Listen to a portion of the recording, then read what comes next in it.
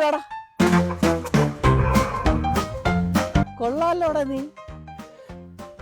നീ എന്തിന്റെ എന്നെ ഇങ്ങനെ തുറച്ചു നോക്കുന്നേ? നീ ഇങ്ങനെ 4 കാലിൽ വന്നാലേ ആരാടെ നിന്നെ തുറച്ചു നോക്കാത്തത്?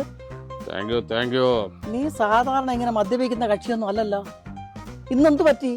വല്ല ഫംഗ്ഷനും ഉണ്ടായിരുന്നോ? ഒരു ഫംഗ്ഷനും ഇല്ല. എന്തായാലും നീ ഇവിടെ എവിടെയെങ്കിലും ഒന്ന് ചടഞ്ഞുകൂടി ഇരിക്കി, നിന്റെ കെട്ടിറങ്ങട്ടെ. എന്തിന്?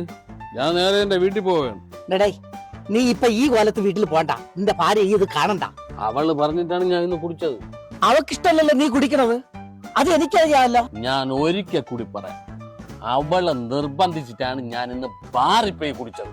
സംശയം ഉണ്ടെങ്കിൽ നീ ഈ ഫോണിലൊന്ന് വിളിച്ച് ചോദിക്കുക. ഹലോ, അതെ അതെ, ഞാനൊരു കാര്യം അന്വേഷിക്കാൻ വേണ്ടി വിളിച്ചതാണ്. പിന്നെ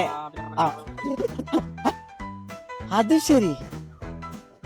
ഡേയ്, നീ ഇന്ന് നിന്റെ കൂട്ടുകാരന്റെ കോഴി ഫാമിൽ പോയിരുന്നാ? പോയി, എന്റെ കൂട്ടുകാരന്റെ ഫാമിൽ പോയി. അവിടെ പോയിട്ട് വരുമ്പോൾ ബാറിൽ കേറിയിട്ടേ വരാവെന്ന് അവളാ പറഞ്ഞത്. ഏതാ പൊന്നു മണ്ട, ബാറിൽ കേക്കിട്ട് വരാനല്ല പറഞ്ഞത്. കോഴി ഫാമിലെ നാട്ടം മാറാനേ ബാർ സോപ്പിട്ട് കൈ കഴിയിട്ട് വരാനാ പറഞ്ഞത്. അപ്പൊ എന്റെ കാര്യത്തിൽ ഒരു തീരുമാനമായി.